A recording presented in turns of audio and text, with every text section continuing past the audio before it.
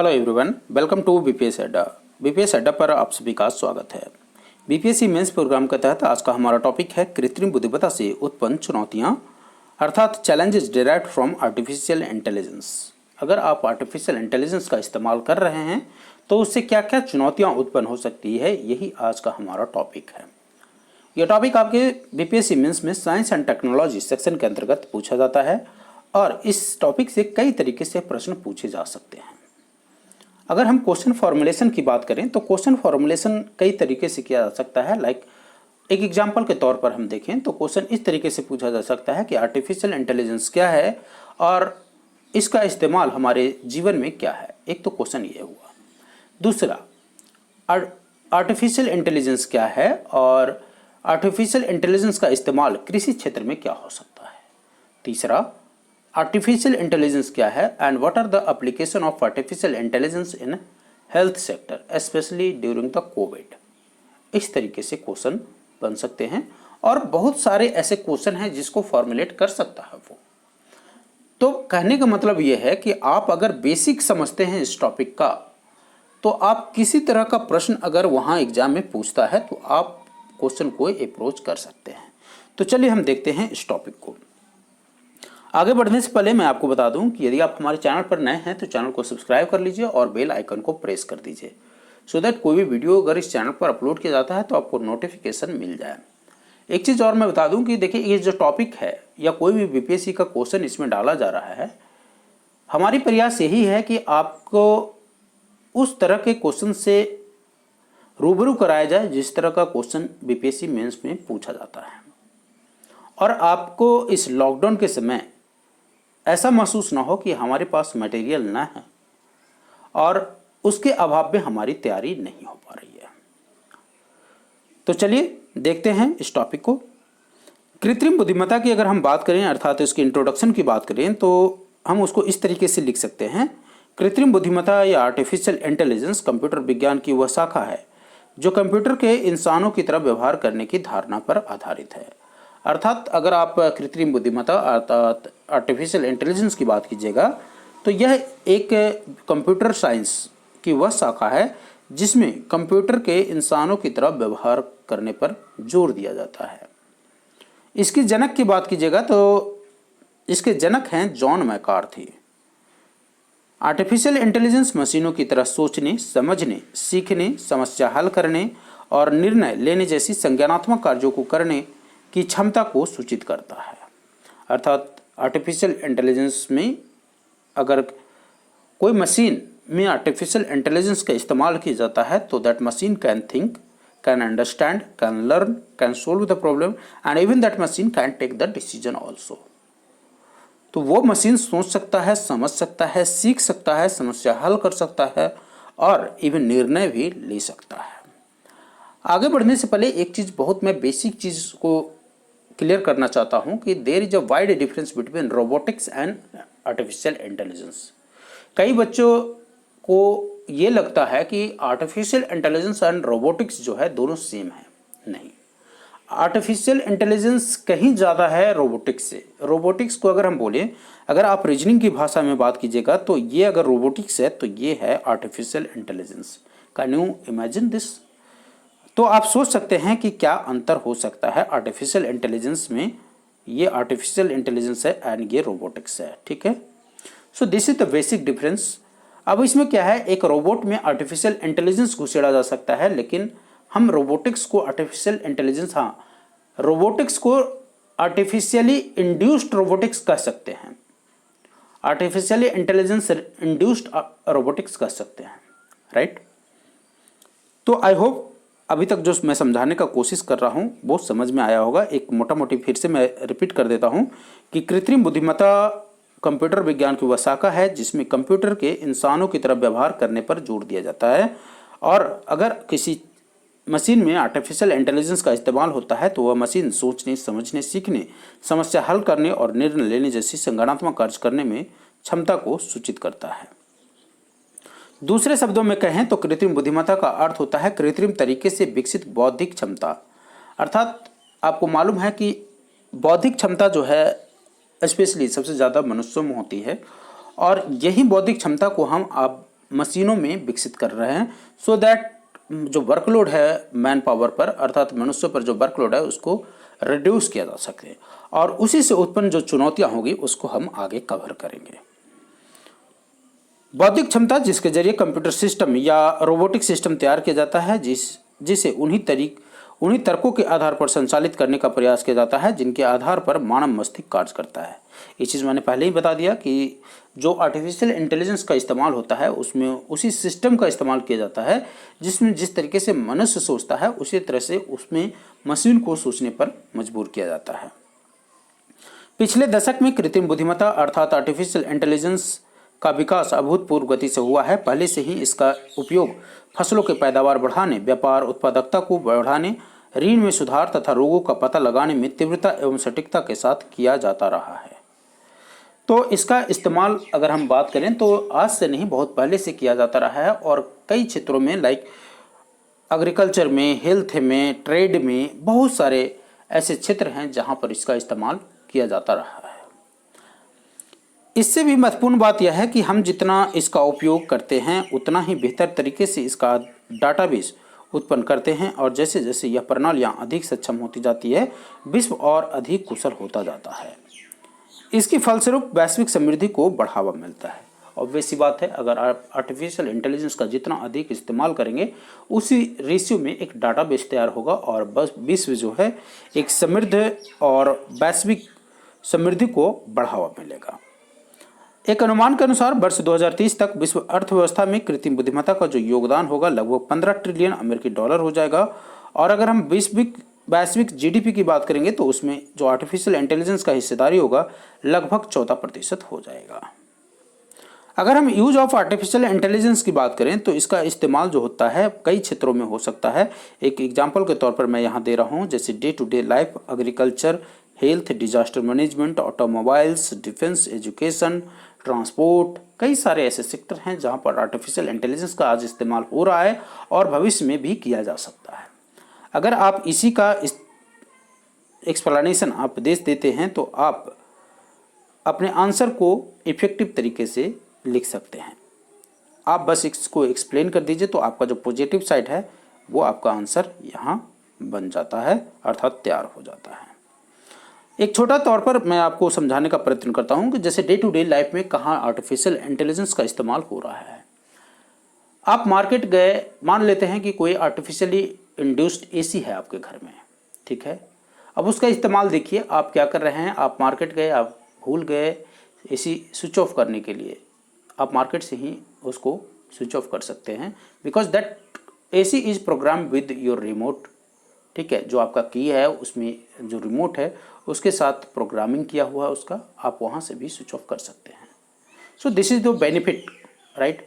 आप कई बार ऐड देखे होंगे जिसमें पंखे को या लाइट को, ट्यूबलाइट को चुटकियों बजाते ऑन कर दिया जाता है। तो this is nothing but artificial intelligence कि आपकी चुटकी बजते ही वो पंखा ये समझ गया कि वो पंखा को इंस्ट्रक्शन मिल गया कि now you have to get अर्थात स्विच ऑन, राइट। तो पंखा स्विच ऑन हो जाता है या चुटकी बजाते ही पंखा स्विच ऑफ हो जाता है। तो यह एक उसकी पंखा की डिसीजन मेकिंग पावर हो गया, समझने की क्षमता हो गया।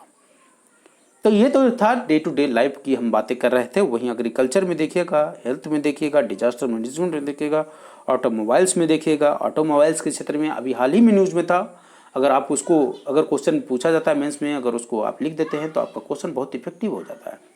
क्योंकि हाल ही में देखिएगा कि कई सारे ऐसे देश हैं जो ड्राइवरलेस कार बना रहे हैं, इवन ड्राइवरलेस बोट बना रहे हैं। तो ये सब कैसे पॉसिबल है? ये सब आर्टिफिशियल इंटेलिजेंस की मदद से ही पॉसिबल है।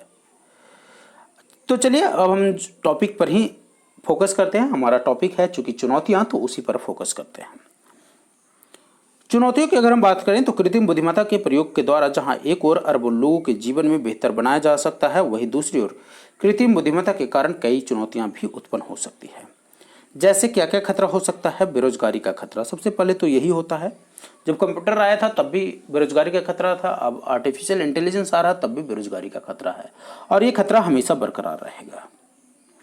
श्रमिकों का पदानुक्रम मुख्य रूप से जो स्वतः संचालित होता है और रोबोटिक्स और कृत्रिम बुद्धिमत्ता संबंधी कंपनियां द्वारा उन्हें बुद्धिमान मशीनों का निर्माण किया जा रहा है जो सामान्यतः कम आय वाले श्रमिकों द्वारा किए जाने वाले कार्यों को करने में सक्षम होते हैं, जैसे बैंक कैशियर के का अर्थात बैंक का जो कैशियर होता है उसका काम कर सकता है। यहाँ पर हेतु स्वयं सेवा कियोस्क का उपयोग और रोबोट द्वारा फील्ड में कार्य करने वाले लोगों को प्रतिस्थापित करना। एक मोटी तरह से हम ये कह सकते हैं कि जो बेरोजगारी का खतरा वो है क्यों बढ़ रहा है, क्योंकि आप देखेंगे कि इसका इस्तेमाल जो है कई जगह हो रहा है। आपको मैं पिक्चर में दिखाऊंगा कि कहाँ कहाँ इसका इस्तेमाल हो रहा है। तो चलिए एक दिखाई देता हूँ मैं आपको। आप देखिए यहाँ से आपको सारी चीज़ें समझ में आ जाएगा। अब ये देखिए ये जो रोबोट है इसमें आर्टिफिशियली इंड्यूस्ड रोबोट है और केरला पुलिस हेडक्वार्टर में यह इसकी पोस्टिंग है, अर्थात इसको केरला पुलिस हेडक्वार्टर में लगाया गया है और इसको एसआई का रैंक दिया गया है। ठीक है, अब ये क्या है, एक ये वहाँ पर आपको जो दिया है इसमें देखिए आप समझ सकते हैं Kerala police headquarter has become the first in the country to use robot for police work. ठीक है, द केपी बोट इसका नाम है, will be deployed to perform duties in the front of office of the police headquarter. अर्थात इसका इस्तेमाल जो है केरला जो पुलिस हेडक्वार्टर है उसके सामने किया जा सकता है। वहीं अगर दूसरा आप पिक्चर देखिएगा तो ये है आस्क ILA, ये किसका है, ये SBI का है। ठीक है, SBI का एक बोट जेट है। आप इससे किसी तरह का प्रश्न जो है, किसी तरह का संबंधित जो है बैलेंस ट्रांसफ़र, स्पेंड एनालाइजर या किसी तरह का कुछ भी समस्या होता है तो आप इससे पूछ सकते हैं। ये है अमेजन का चैटबॉट, आप 24/7 कस्टमर सपोर्ट यहाँ से पूछ सकते हैं। तो समझ रहे हैं कि किस तरीके से आर्टिफिशियल इंटेलिजेंस का यूज आज हमारे डे टू डे लाइफ में हो रहा है। और अगर इसका इस्तेमाल अब किया जाने लगा है तो इसकी जगह पर पहले क्या था, ह्यूमन बींग्स यूज किया जा रहा था, अर्थात मनुष्यों को इस्तेमाल किया जा रहा था। अब उसकी जगह पर एक चैटबॉट का इस्तेमाल किया जा रहा है जो कि मनुष्य का स्थान ले रहा है। तो बेरोजगार तो लोग होंगे ही। ठीक है, तो वही हम कह रहे थे कि बैंक में इसका इस्तेमाल किया जा रहा था एक बैंक कैशियर के तौर पर। उसमें क्या होता है, स्वयं सेवा कियोस्क का उपयोग किया जा रहा है, रोबोट्स द्वारा फील्ड में कार्य करने वाले लोगों को प्रतिस्थापित किया जा रहा है। इसके अलावा वह दिन दूर नहीं जब कृत्रिम बुद्धिमत्ता के उपयोग के कारण कई डेस्क जॉब समाप्त हो जाएंगे, जैसे अकाउंटेंट, वित्तीय व्यापारी और मध्यम स्तरीय के प्रबंधक। इस सब का जॉब कौन ले लेगा, ये सब रोबोटिक्स ले लेगा जो कि आर्टिफिशियल इंटेलिजेंस इंड्यूस्ड होगा, या कोई एप्लीकेशन ले लेगा जो कि आर्टिफिशियली इंड्यूस्ड होगा। ठीक है, आर्टिफिशियल इंटेलिजेंस इंड्यूस्ड होगा। बढ़ती हुई असमानताएं, दूसरा जो है वो है बढ़ती हुई असमानताएं। कृत्रिम बुद्धिमत्ता का उपयोग करके एक कंपनी मानव कार्य वर्ल्ड में भारी कटौती कर सकता है और जिसका तात्पर्य यह है, इसको तात्पर्य कर लीजिएगा, तात्पर्य यह है कि कम लोग तक राजस्व का वितरण, परिणाम स्वरूप जिन व्यक्तियों के पास कृत्रिम बुद्धिमत्ता संचालित कंपनियों का स्वामित्व है वह सबसे अधिक पैसे कमाएंगे। इसके अलावा कृत्रिम बुद्धिमत्ता का उपयोग डिजिटल बहिष्करण को भी बढ़ा सकता है। इसके अलावा उन देशों में अधिक निवेश स्थानांतरित होने की संभावना है जहां पहले से ही कृत्रिम बुद्धिमत्ता से संबंधित कार्य किए जा रहे हैं, जो देश के भीतर और विभिन्न देशों के मध्य अधिक अंतराल की स्थिति को उत्पन्न कर सकता है। अर्थात कहने का मतलब ये है कि अब जो लोग हैं, वर्ल्ड जो है, ऑब्वियस बात है कि जनरली क्या होता है कि अगर आप लेबर को देखें, लेबर कॉस्ट को देखें कंपनी पर, तो उस पर सबसे ज़्यादा खर्चा होता है। और अगर कोई देश जो है लेबर के लिए, लेबर की जगह आर्टिफिशियल इंड्यूस्ड किसी मशीन का इस्तेमाल कर रहा है, तो कोई भी कंपनी चाहेगा कि वो अपना इन्वेस्टमेंट उसी कंट्री में करे। और इससे क्या होगा कि आय में जो है असमानताएं बढ़ती चली जाएगी, अर्थात वही देश सबसे ज़्यादा पैसा कमाएगा जो आर्टिफिशियल इंटेलिजेंस का अधिक करेगा, अर्थात जिसका इस्तेमाल अधिक करेगा। इसीलिए श्रमिक के बचाव हेतु बगैर स्पष्ट नीतियों के नए अवसरों को शामिल करने से नहीं गंभीर समस्याएं उत्पन्न होगी। अर्थात अगर हम बात करें तो श्रमिकों के लिए एक स्पष्ट पॉलिसी होनी चाहिए सो दैट जो चुनौतियां हैं वो उत्पन्न ना हो। प्रौद्योगिकी की लत की अगर हम बात करें तो ऑब्वियस सी बात है, अगर आप टेक्नोलॉजी का इस्तेमाल करते हैं ज़्यादा से ज़्यादा तो उसका लत भी आपको लग सकता है, आप एडिक्टेड हो सकते हैं। अब जहां पंखा आपको स्विच ऑन करना पड़ रहा था, अब चुटकियों में इस्तेमाल कर रहे हैं। तो आप क्या है, आप हिलना भी पसंद नहीं करेंगे और आप सोए सोए बस यूँ चुटकी बजा दिए और आपका पंखा स्विच ऑन हो गया, आपका लाइट स्विच ऑन हो गया। हाँ, एक और आपको आराम तो मिलता है, लेकिन वहीं दूसरी ओर ये जो फिजिकल एक्टिवनेस है वो आपको घटा देता है। तो तकनीकी लत मानव की एक सीमा निर्धारित करती है। कृत्रिम बुद्धिमत्ता का उपयोग पहले से ही मानव ध्यान को निर्देशित करने और कुछ कार्यों को अपने अनुसार नियंत्रित करने हेतु किया जा रहा है। तकनीक का सही इस्तेमाल समाज को अधिक लाभकारी बनाने का अवसर प्रदान करता है, वहीं इसके गलत हाथों में जाने से यह समाज के खिलाफ भी साबित हो सकता है। तो ऑब्वियस सी बात है, जानते ही हैं, देखे हैं, कई बार ऐसा आप देख चुके होंगे कि तकनीक अगर सही व्यक्ति के हाथों में हो तो उसका सही इस्तेमाल होता है, लेकिन अगर उसका पहुंच गलत व्यक्ति के पास हो तो उसका इस्तेमाल गलत ही होता है और इसका भय हमेशा बना रहेगा। भेदभावपूर्ण रोबोट। अब ये भेदभावपूर्ण रोबोट क्या है? चूंकि हमें यह नहीं भूलना चाहिए कि आर्टिफिशियल इंटेलिजेंस प्रणाली मनुष्य द्वारा निर्मित है, जिसकी कार्य प्रणाली पक्षपातपूर्ण हो सकता है।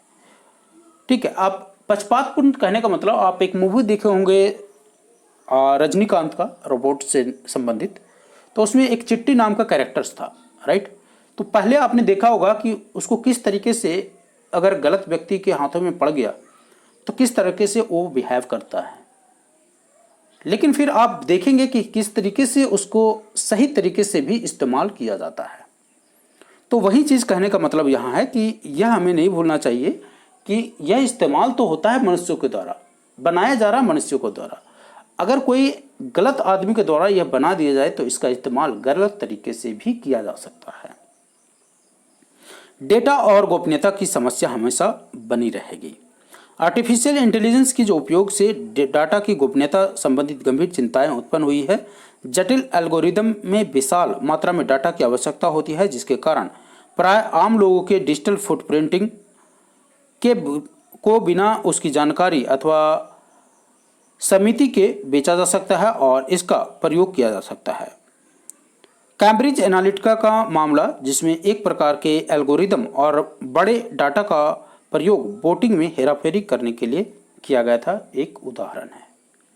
अर्थात कहने का मतलब यह है कि चूंकि आर्टिफिशियल इंटेलिजेंस का जो इस्तेमाल होता है उसमें बहुत सारे डाटा की आवश्यकता होती है और उसका इस्तेमाल करते करते आप एक समझ सकते हैं कि कितना बड़ा डाटाबेस तैयार हो सकता है और उसका इस्तेमाल गलत तरीके से किया जा सकता है, जिसको आपको बताया भी नहीं जाएगा।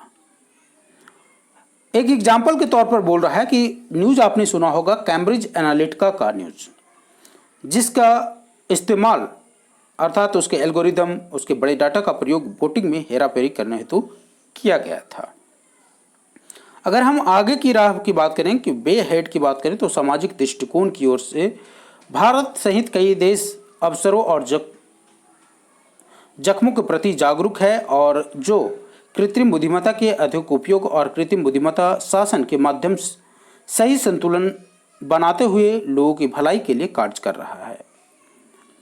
नीति आयोग द्वारा निर्मित responsible artificial intelligence for all रणनीति इस संदर्भ में काफ़ी महत्वपूर्ण हो सकता है। अर्थात अगर हम बात करें तो भारत जो है सामाजिक दृष्टिकोण से क्या कर रहा है, एक बैलेंस बना के चल रहा है और नीति आयोग द्वारा जो निर्मित responsible artificial intelligence for all रणनीति जो है काफ़ी महत्वपूर्ण इसमें साबित हो सकता है।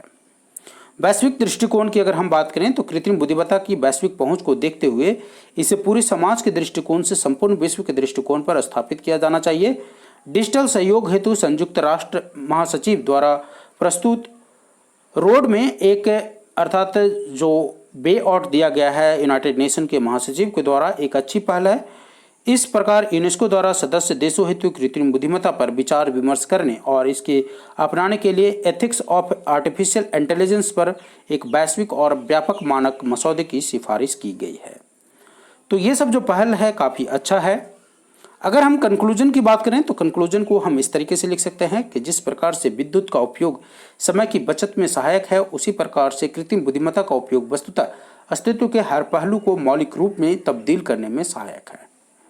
यह शिक्षा और वैज्ञानिक खोज हेतु नए एवं उच्चतर अकल्पनीय रास्ते खोलने, भूख, गरीबी और बीमारी के उन्मूलन की ओर ले जा सकता है। नैतिक मानदंडों के अभाव में कृत्रिम बुद्धिमत्ता का प्रयोग सामाजिक तथा आर्थिक अंतराल के साथ ही किसी जन्मजात पूर्वाग्रह को अपरिवर्तनीय तौर पर और अधिक बढ़ाएगा तथा भेदभावपूर्ण पर परिणामों का उत्पन्न करेगा।